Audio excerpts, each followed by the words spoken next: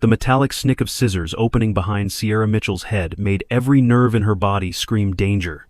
But she kept her breathing steady.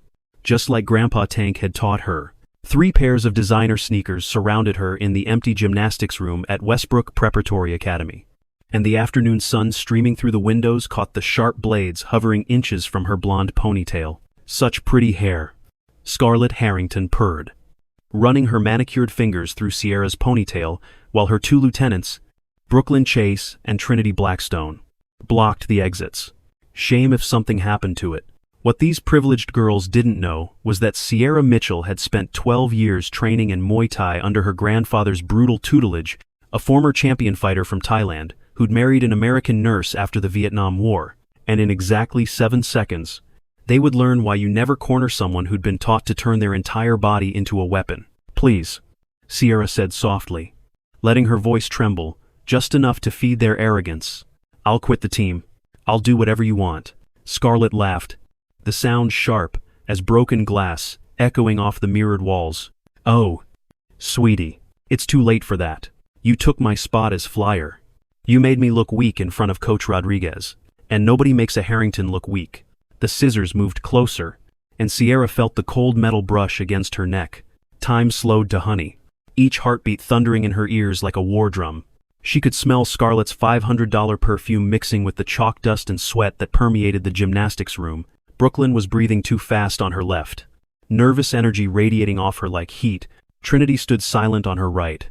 But her stance was wrong. Weight too far back. Unprepared for violence. "You know what your problem is." "Scholarship trash?" Scarlett hissed, gripping Sierra's ponytail tighter. "You don't understand the rules. This isn't some public school where effort matters. This is Westbrook. We own this place. Our families built it. And you?" The scissors opened wider. "You're just a guest who forgot her place." Sierra's muscles coiled like springs. But she gave them one last chance. Following Grandpa Tank's first rule, words before war. "Scarlett, there are cameras in here. You'll get expelled. Cameras can be edited."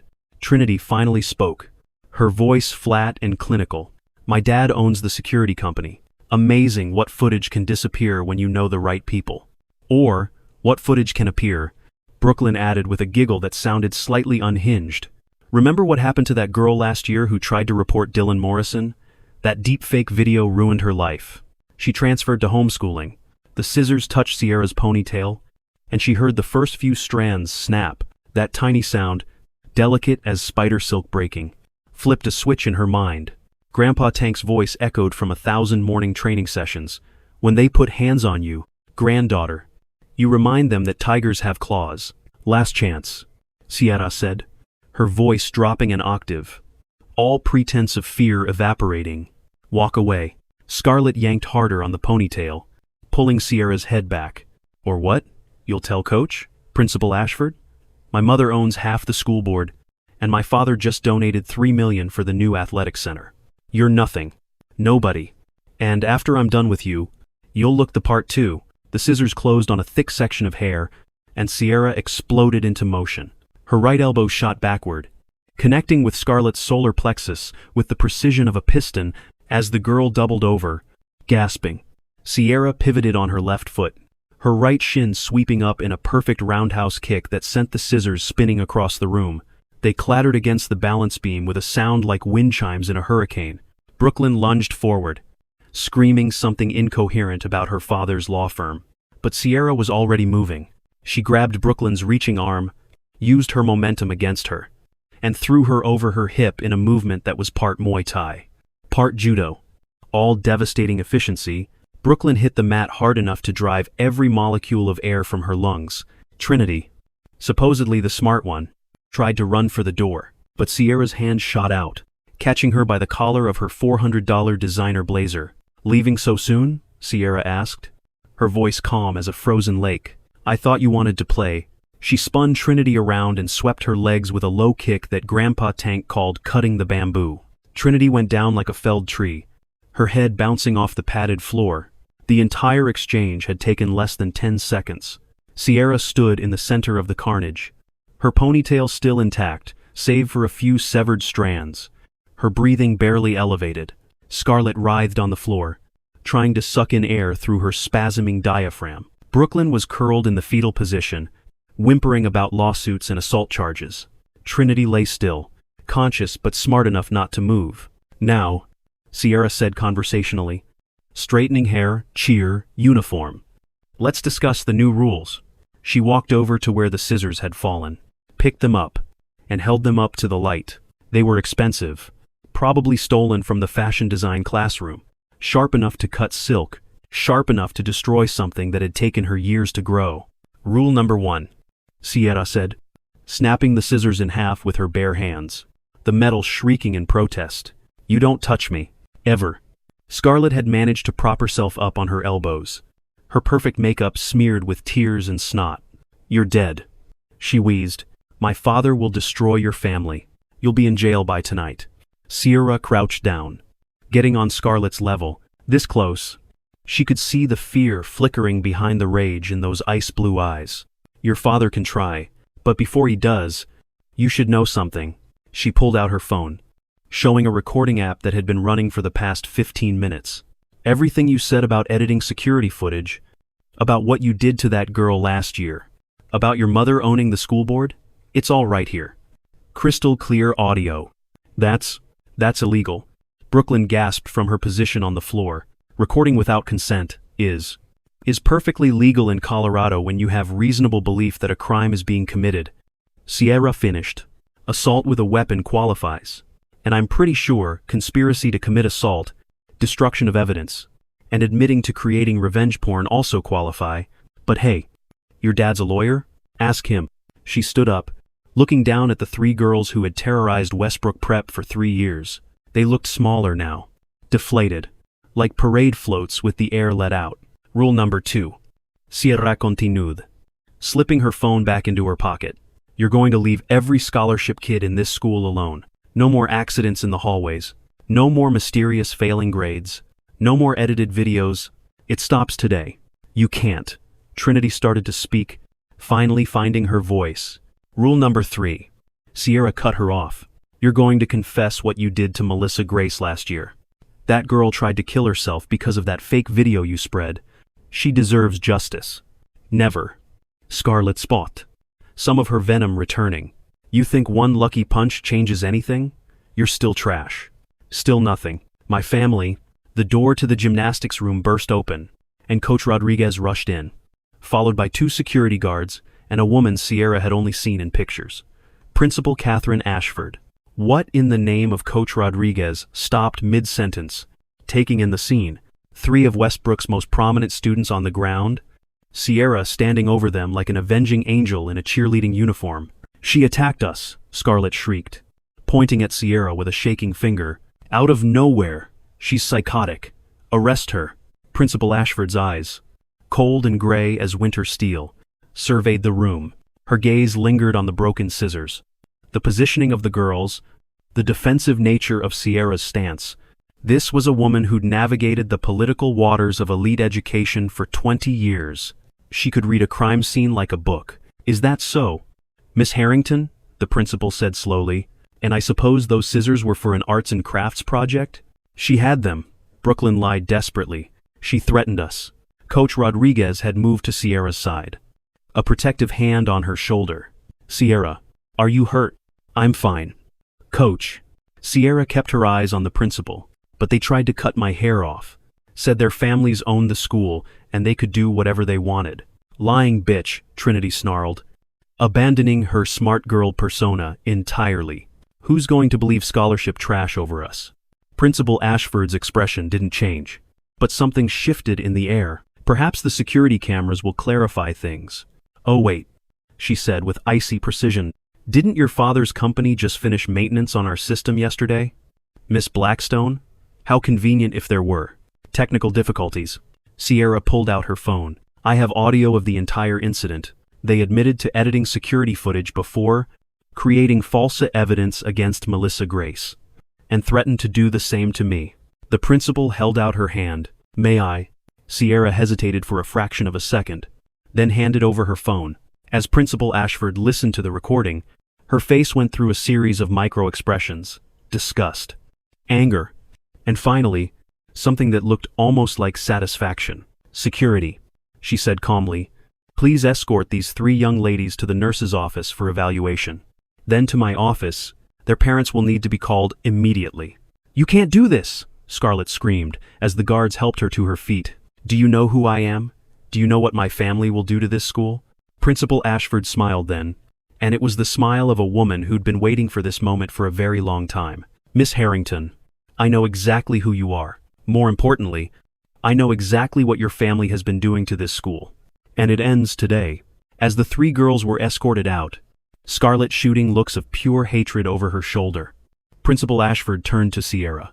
"Miss Mitchell, I'll need a full statement from you. But first, are you certain you're uninjured?" That was quite a display. Sierra felt Coach Rodriguez's hand tighten on her shoulder. A warning. "Be careful. I defended myself. Ma'am, my grandfather taught me that running from bullies just means they chase you. Sometimes you have to stand your ground." "Your grandfather sounds like a wise man," the principal said. "I'd like to meet him. In fact, I insist on it. Tomorrow morning, 9 a.m. My office. Bring your parents or guardians." She paused, studying Sierra with those penetrating eyes. "And Miss Mitchell? Well done." After the principal left, Coach Rodriguez spun Sierra around, checking her for injuries with the practiced eye of someone who'd seen too much damage. "Jesus. Sierra, where did you learn to fight like that?" "My grandfather," Sierra said simply. "He wanted to make sure I could protect myself." "Protect yourself?" Coach Rodriguez laughed. But it was shaky, tinged with awe. "Kid, you took down 3 attackers in 10 seconds. That's not self-defense. That's special forces level training." Sierra shrugged, suddenly exhausted as the adrenaline began to fade. "They had scissors. Coach, they were going to cut my hair." "I know. Sweetie, I know." The coach pulled her into a fierce hug. "But you need to understand something. You just declared war on the 3 most powerful families at Westbrook. The Harringtons, the Chases, the Blackstones. They don't forgive. And they sure as hell don't forget." "Neither do I," Sierra said quietly. Coach Rodriguez pulled back, studying her face. "There's more to you than anyone knows." "Isn't there?" Sierra thought about Grandpa Tank, about the basement gym, where she'd spent 4 hours every morning since she was 5 years old, about the bruises hidden under long sleeves, the competitions fought under fake names, the scholarship to Westbrook that was her only chance at college, about the promise she'd made to her dying mother to use her strength to protect others, not hurt them. Everyone has secrets. "Coach, yeah. Well, yours just got a lot harder to keep." Coach Rodriguez sighed. "Come on, let's get you cleaned up and figure out how to handle the nuclear fallout that's about to hit this place." As they walked toward the locker room, Sierra's phone buzzed with an unknown number. She almost ignored it, but something made her look. "You have no idea what you've started. Bitch. The Harringtons own this town. Watch your back. And your families." Sierra deleted the message without responding, but a chill ran down her spine that had nothing to do with the air conditioning. She'd won the battle, but the war was just beginning. In the locker room, as she changed out of her uniform, Sierra caught sight of herself in the mirror. Samehani blonde ponytail, same gray eyes, same lean muscle hidden under soft curves. But something had changed. The mask she'd worn for months, the careful performance of harmless scholarship girl, was shattered beyond repair.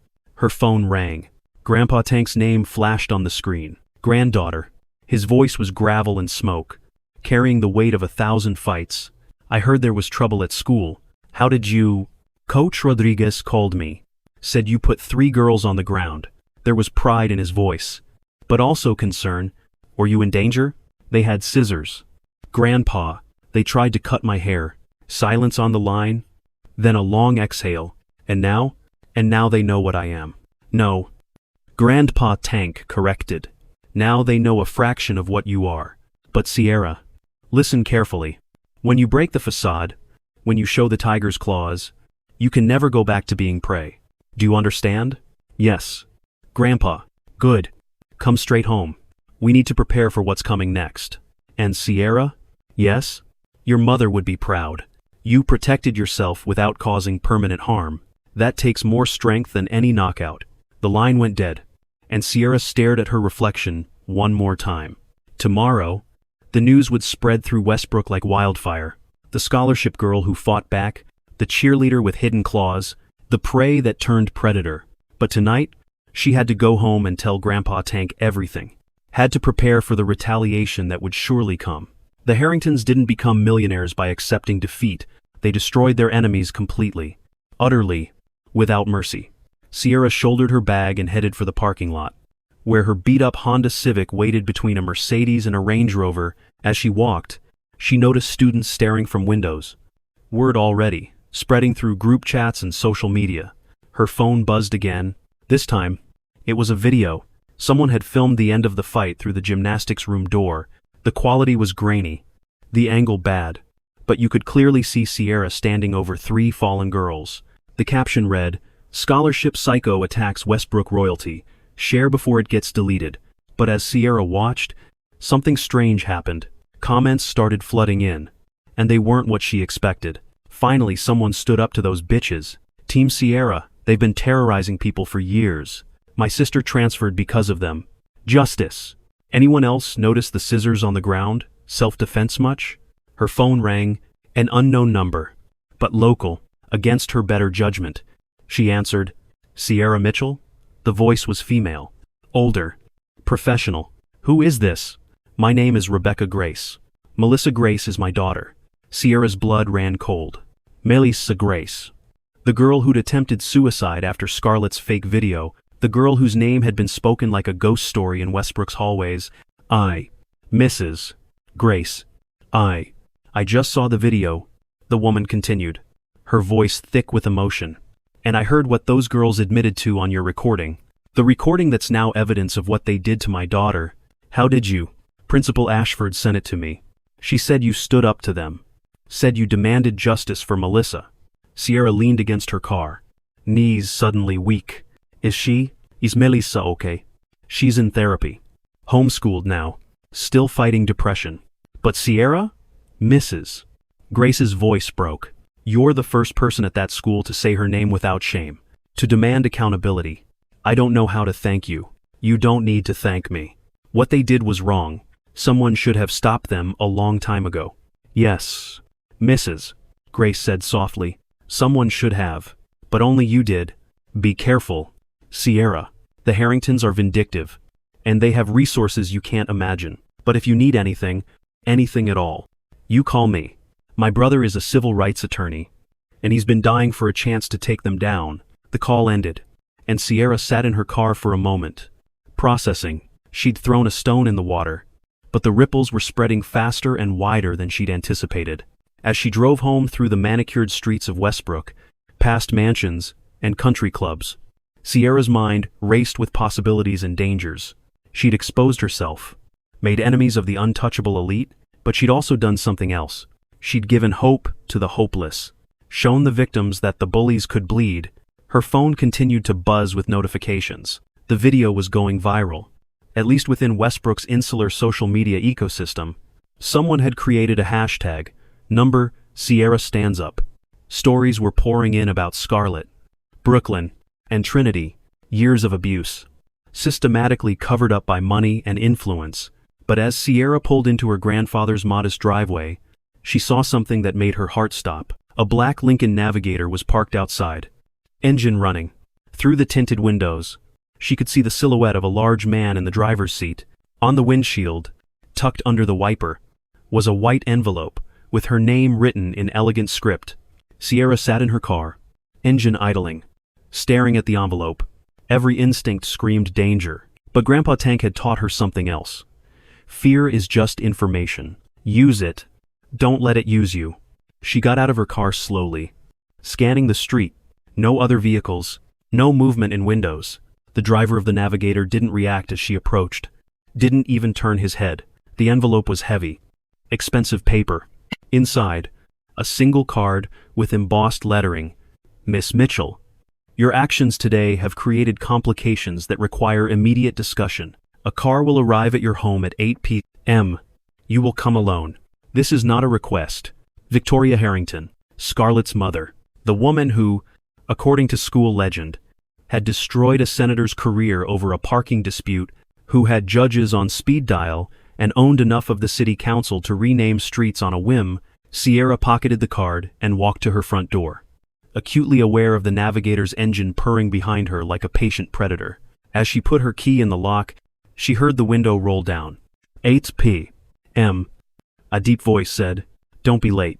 The navigator pulled away, leaving Sierra standing on her porch with a decision that could determine not just her future, but her survival. Inside, she found Grandpa Tank in the basement gym, working the heavy bag with the methodical precision of someone who'd never lost the discipline of training. At 73, he moved like a man half his age, each strike calculated and devastating.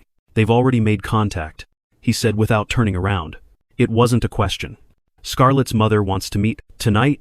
Grandpa Tank stopped mid-strike, the bag swaying gently. He turned to face her, and Sierra saw something in his eyes she'd rarely seen before. Fear, not for himself, but for her. The Harrington woman is dangerous. Granddaughter, not physically, but in ways that matter more. She destroys lives with phone calls, ruins families with whispers. Fighting her is not like fighting in the ring. "I know," Sierra showed him the card, "but if I don't go, then they escalate. They come after me. Your job. Our home." He sighed, suddenly looking every one of his years. "This is my fault. I trained you to fight with your body, but not to navigate their world of shadows and threats. You trained me to stand up for myself, to protect others. That's what I did, and I'm proud of you for it. But now we must be smart." He walked to an old filing cabinet in the corner, pulling out a folder she'd never seen before. "There are things about our family I've never told you. Things about why we really left Thailand. About your grandmother's family. About the connections that still exist." "Grandpa?" He handed her the folder. Inside were documents in Thai and English, photos of people she didn't recognize, newspaper clippings from another era. One photo showed a younger Grandpa Tank standing with a group of serious-looking men in front of what appeared to be a government building. "Your grandmother's brother is a general in the Royal Thai Army. Her nephew is the ambassador to the United States. We are not without resources. Sierra, not without protection. But using them comes with a price." Sierra stared at the documents, her world tilting on its axis. "Why didn't you ever tell me?" "Because I wanted you to have a normal life. To earn your place through merit, not connections." But perhaps that was naive. Perhaps in this world, the only way to fight power is with power. "So what do I do about tonight?" Grandpa Tank was quiet for a long moment, then pulled out his phone. "You go, but not alone, and not unprepared. It's time to call in old debts." As he made calls in rapid Thai, Sierra sank onto the bench press, the weight of the day finally hitting her. She'd started the morning as an invisible scholarship student, careful to stay below the radar. Now she was preparing for a midnight meeting with one of the most dangerous women in Colorado. But something else was happening too. Her phone showed dozens of messages from numbers she didn't recognize. Students from Westbrook sharing their own stories of abuse. Parents thanking her for standing up. Even a few teachers, writing from anonymous accounts, expressing support they couldn't voice publicly. One message stood out. It was from Madison Wells, the student body president and Scarlett's supposed best friend.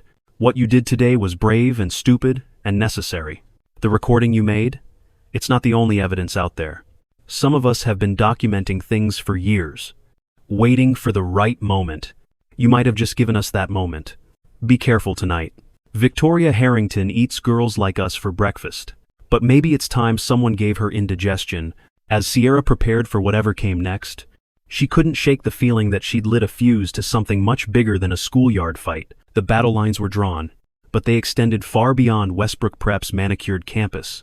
And somewhere in a mansion across town, Victoria Harrington sat in her study, watching the video of a scholarship girl dismantling her daughter's reign of terror, and smiled the cold smile of a predator who'd finally found worthy prey. The real war was about to begin. The Lincoln Navigator arrived at exactly 8 p.m., its black exterior gleaming under the streetlights like the shell of a predatory beetle. Sierra stood on her porch, wearing the only nice dress she owned, a simple navy blue sheath her mother had bought her 2 years ago for scholarship interviews. Next to the designer clothes at Westbrook, it might as well have been burlap. But Sierra wore it like armor. Ready. "Granddaughter?" Grandpa Tank stood beside her, having changed into a dark suit that transformed him from retired fighter to something far more dangerous. The man who'd made those phone calls earlier wasn't the grandfather who taught her martial arts. This was someone from his past, someone with connections and debts that transcended decades and continents. You're coming with me? Not inside, but I'll be nearby. He pressed something into her hand, a small device, no bigger than a button. Thai military tech. Press it twice if you need extraction. My associates are already in position. The navigator's door opened, and the same deep voice from earlier called out, "Just the girl. She goes nowhere alone." Grandpa Tank replied in a tone that brooked no argument, "I follow in my car. Or she doesn't go at all." There was a pause, then the sound of a phone conversation from inside the vehicle, finally, acceptable, but only to the gates. The ride through Westbrook's increasingly exclusive neighborhoods felt like ascending through the circles of wealth. Each turn brought larger houses, higher walls, more elaborate security. Sierra sat in the back of the navigator, memorizing the route, while the Dravera mountain of a man with military bearing watched her in the rearview mirror. "First time visiting the Harrington estate?" he asked. His voice neutral. "First time being summoned like a servant," Sierra replied. To her surprise, the corner of his mouth twitched. "Good, Mrs. Harrington prefers her guests to have spine, makes breaking them more satisfying." The estate gates were iron and imposing, flanked by stone pillars topped with security cameras. As they passed through, Sierra saw Grandpa Tank's sedan stop outside. Just as promised, she was on her own now. The house, if you could call something that looked like a small palace, a house, was all sharp angles and glass, designed to intimidate. Every light was on, turning it into a beacon of wealth and power against the mountain backdrop. The driver escorted her to the front door, where a woman in servant's attire waited. "Miss Mitchell, this way, please." Sierra was led through halls lined with art that probably cost more than most people's homes, past rooms that echoed with emptiness despite their opulent furnishings.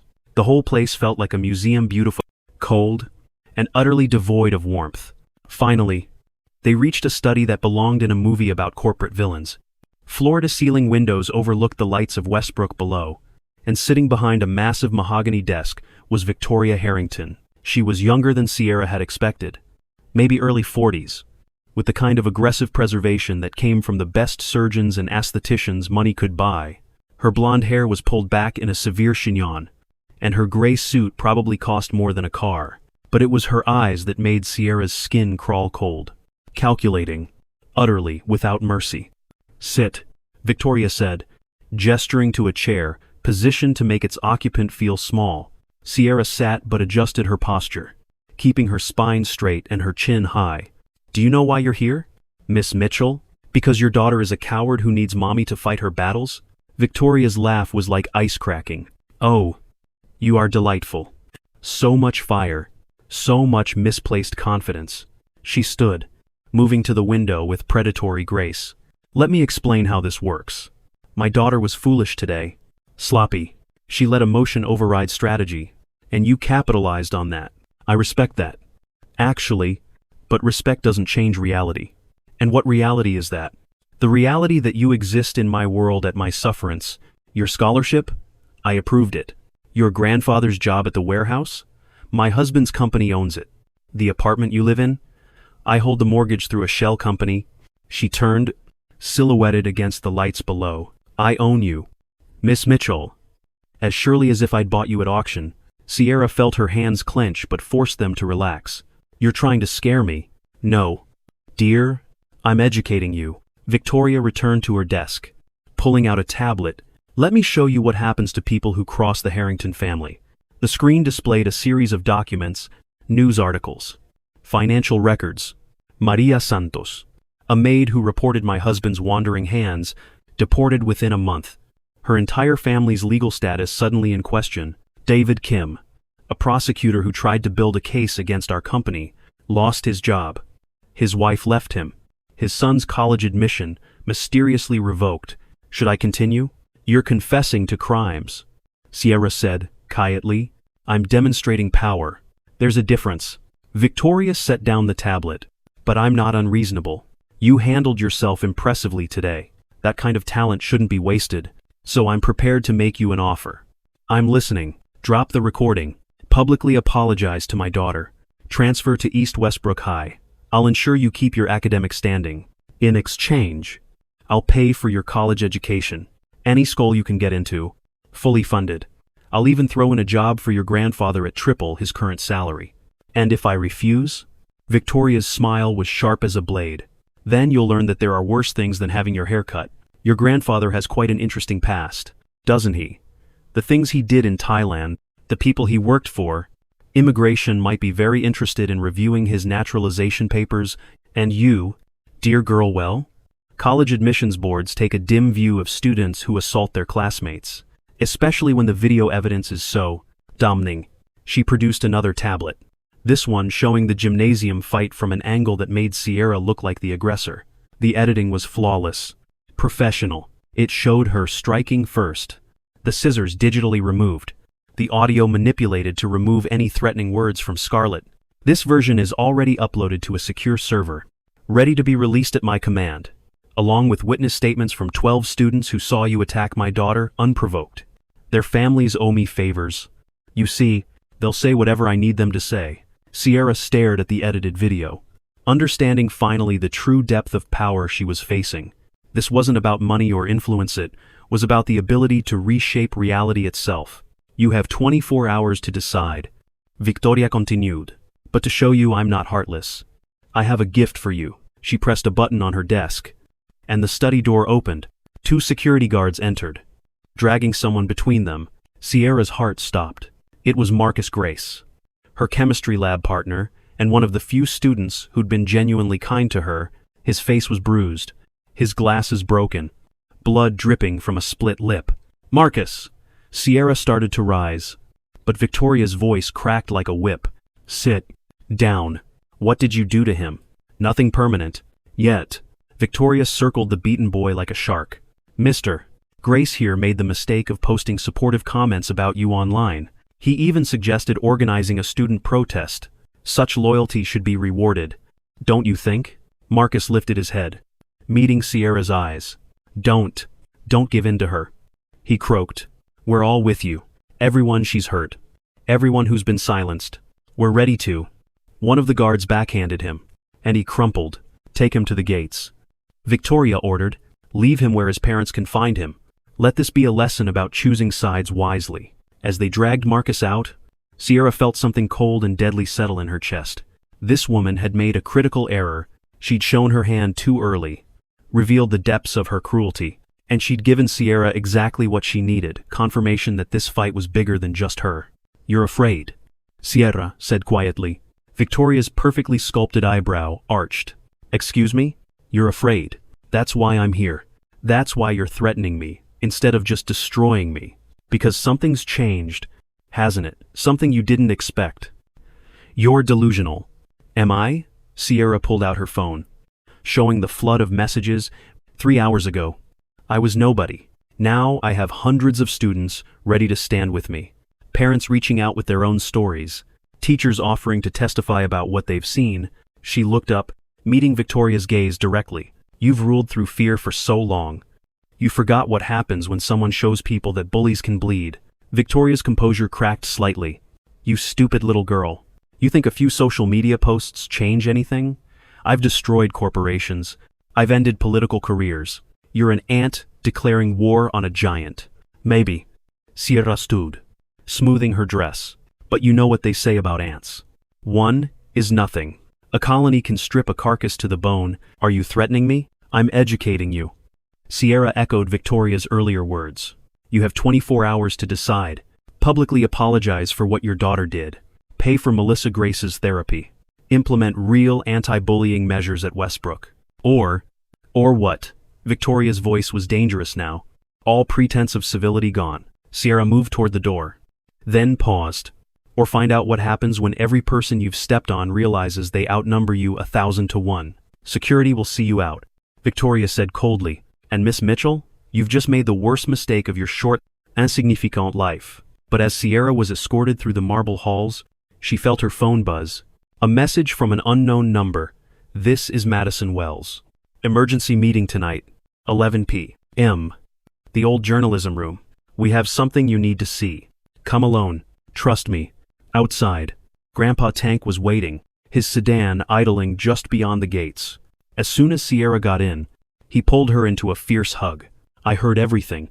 he said, tapping his ear. The device works both ways. That woman is evil incarnate. She hurt Marcus because of me. No. Granddaughter. She hurt Marcus because that's who she is. A predator who's forgotten that even apex predators can be brought down by the pack. Sierra showed him Madison's message.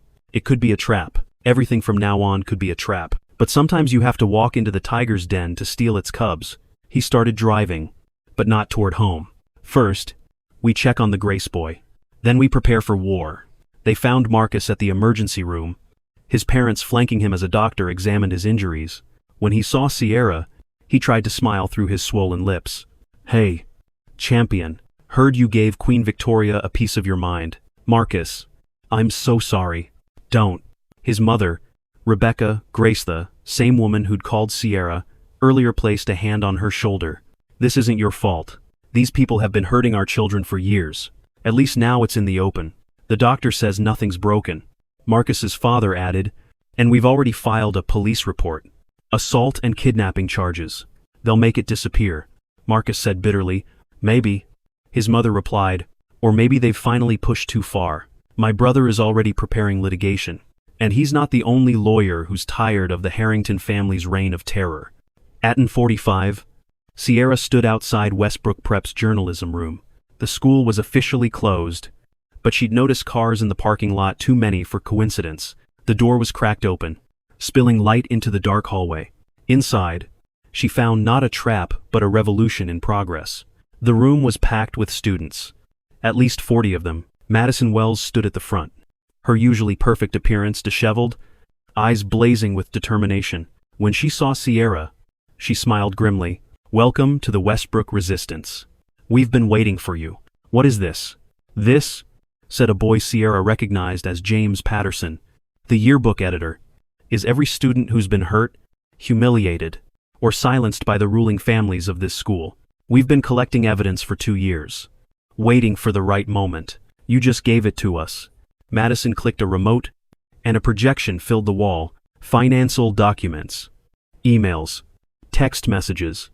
Photos, a massive web of corruption and abuse, embezzlement from school funds. Madison narrated. Gall fixing for cash. Sexual assault cover-ups. Bribery of public officials. The Harringtons aren't the only guilty ones. The Blackstones. The Chases. Half the board of trustees. They're all implicated. How did you get all this? Sierra breathed. Some of us have access. A girl in the back spoke up. My mom's a secretary at Blackstone Industries. She doesn't know I've been copying files. My dad works IT for the school district. Another added, he taught me how to recover deleted emails. And I, Madison said quietly, have been Scarlett's best friend for 10 years. She trusted me with everything. Every cruel plan. Every family secret. Every password. Her voice hardened. She made me watch while she destroyed Melissa Grace. Made me help edit that video. I've been living with that guilt ever since. So why now? Sierra asked. Why not release this before? Because we needed a catalyst. James explained. Someone they couldn't dismiss or buy off. Someone who could fight back physically if needed. Someone who could inspire others to stand up. You're talking about taking down the most powerful families in Colorado, Sierra said. They'll destroy all of us. Only if we give them time. Madison replied. She pulled out a laptop. In 6 hours, at exactly 3 a.m., everything we have goes live. WikiLeaks. Major news outlets. The FBI's corruption tip line. Simultaneous release. Impossible to stop or suppress, unless? Sierra heard the condition in Madison's tone. Unless they agree to our demands by 2:45. Full confession. Resignation from all positions of power. Restitution to victims. Real change at Westbrook and throughout their business empire. They'll never agree to that. No. Madison smiled coldly. They won't. Which is why this is just a courtesy warning. The revolution isn't negotiable. It's inevitable. Sierra's phone rang. Victoria Harrington's number. Put it on speaker. Madison commanded. Sierra did. Victoria's voice filled the room, tight with rage. You little bitch. You think you can gather your pathetic group of losers and threaten me? I know about your little meeting. I have people everywhere. Hi. Mrs. Harrington. Madison said sweetly. How's Scarlett? Still crying about her failed scissors attack? Madison? Victoria's shock was evident. What are you? Scarlett told me everything. You know, about the judge you blackmailed, the senator you're extorting, the building inspector who died in that accident after refusing to approve your husband's project. Madison's voice dropped. Did you really think we'd stay silent forever? You're all going to prison. Victoria snarled. Theft of proprietary information. Conspiracy. Extortion. Actually, a new voice interrupted.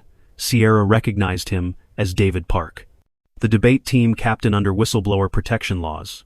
Reporting criminal activity isn't illegal. My mom's a federal prosecutor. She's very interested in what we've compiled. The line went silent for a long moment. Then Victoria spoke, her voice deadly calm. You have no idea what you're dealing with. The people I answer to make me look like a playground bully. If you release that information, every single one of you will suffer consequences. You can't imagine. We know, Sierra said quietly, but here's what you don't understand. Mrs. Harrington, we're not afraid anymore. You showed us the worst you can do when you hurt Marcus, when you threatened our families, when you destroyed Melissa Grace for the crime of saying no to your nephew. She paused, letting her words sink in. We've already lost our fear, and people with nothing left to lose are the most dangerous kind. 2 hours. Madison added, then your empire burns. Sierra hung up. The room erupted in nervous chatter. Some students were second-guessing, terrified of retaliation. Others were grimly determined. Through it all, Sierra noticed something changing. The rigid social hierarchies that had defined Westbrook were crumbling in real time. Scholarship kids stood shoulder to shoulder with old money heirs who'd grown sick of their family's corruption. Athletes and nerds and artists united by a common purpose. There's something else, Madison said, pulling Sierra aside. Something I didn't share with the group. About your grandfather. Sierra's blood chilled. What about him? In the Harrington files, there's a document from 25 years ago. Your grandfather didn't just leave Thailand, he was extracted by the CIA. He was their asset during the Cold War, feeding intelligence on communist movements in Southeast Asia. But he flipped, started feeding false information to protect innocent people. That's why he had to run. Sierra stared at her, mind-reeling. How do the Harringtons know this? Because Victoria's father was the CIA handler he betrayed. This isn't just about Scarlett and the scissors. Sierra, this is old family business. She was always going to come after you, you just gave her the excuse. The pieces clicked into place. The scholarship that brought her to Westbrook, the escalating harassment, Victoria's personal involvement, it had all been a long game. Revenge served ice cold across decades. We need to evacuate the building. James suddenly announced, looking at his phone. Security alert. Multiple vehicles approaching. Through the windows, they could see headlights, a convoy of black SUVs racing toward the school. They're not waiting for the deadline. Madison said grimly, everybody out. Execute contingency plan beta. The students scattered with practiced efficiency, clearly having drilled for this possibility. Hard drives were distributed to runners. Backup uploads initiated from mobile hotspots. Within 90 seconds, the room was empty except for Sierra and Madison. Go. Madison urged, you're the primary target. What about you? I've got my own exit strategy. Go. Sierra ran, but not toward the parking lot where the SUVs were screeching to a halt. Instead, she followed Grandpa Tank's emergency protocols, heading for the maintenance tunnels that connected the buildings. Behind her, she could hear doors crashing open, voices shouting commands. She emerged near the football field just as her phone buzzed. Grandpa Tank, northwestern corner. Black motorcycle. Keys in the seat. Trust the driver. The motorcycle was there as promised. Engine running. The driver, face hidden by a helmet, handed her a second helmet and gestured urgently. Sierra climbed on, and they roared off just as flashlight beams swept the area where she'd been standing. They rode for 20 minutes, weaving through back roads and residential areas, finally stopping at an abandoned warehouse on the outskirts of town. The driver removed their helmet, revealing an Asian woman in her 50s with sharp eyes and a military bearing. Colonel Sayama Thanakit, she said in accented English. Your grandmother's sister? Tank called in old favors. You're under Thai diplomatic protection now. Aunt Sayama? Sierra had seen photos but never met her grandmother's family. We'll have time for reunions later. Right now, we need to get you somewhere safe while the operation completes. Operation? Sayama smiled. You think your student resistance is the only group working to bring down the Harrington network? We've been investigating them for years, their human trafficking connections, their money laundering, their ties to international crime syndicates. Your brave stand gave us the opening we needed. Inside the warehouse, Sierra found an unexpected command center, computers, communications equipment, and people in both suits and tactical gear. Grandpa Tank was there, conferring with a man in an FBI windbreaker. "Granddaughter," he said, pulling her into a hug. "I'm sorry. I should have told you everything years ago. The CIA, the Harringtons, how deep does this go?" "Deep enough, but tonight, and he gestured to the screens, showing news feeds. "Your friend's information dump started early. They're calling it the Westbrook Papers. Every major outlet is running the story. The FBI has teams moving on 17 locations. Victoria Harrington was arrested 20 minutes ago, trying to flee to her private jet." Sierra sank into a chair, overwhelmed. "What about the other students? Are they safe?" "All accounted for," Sayama reported, though young Mr. Grace insisted on giving a statement to reporters despite his injuries. "He's calling you the bravest person he knows." On the screens, Sierra watched her life transform into a global story. Number. Sierra Stands Up was trending worldwide. The video of her defending herself, now properly contextualized, was being shared millions of times. Politicians were calling for investigations. Other victims were coming forward from schools and businesses across the country. "It's not over," Grandpa Tank warned. "The Harringtons were just one tentacle of something much larger.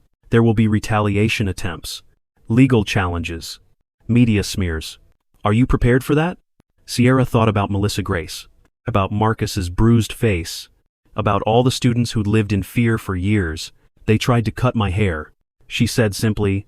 "They tried to make me small. Instead, they gave me an army."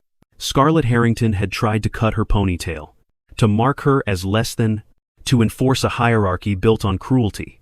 Instead, she'd unleashed a revolution that transformed not just a school, but an entire community's understanding of power. And Sierra Mitchell, the scholarship girl with the hidden tiger's claws, had learned the most important lesson of all. Sometimes the strongest thing you can do is show others their own strength. As the meeting began, as voices rose in planning and purpose, Sierra touched her ponytail still intact. Still hers. A reminder that some things, once defended, can never be taken away. The bullies had come with scissors. She'd answered with justice. And in the end, justice cut deeper than any blade ever could. 6 months later, Sierra stood before the United States Congress, testifying about systemic bullying and corruption in elite educational institutions. Her ponytail swayed as she spoke. The same hairstyle Scarlett had tried to destroy, now becoming a symbol of resistance worn by thousands of students nationwide.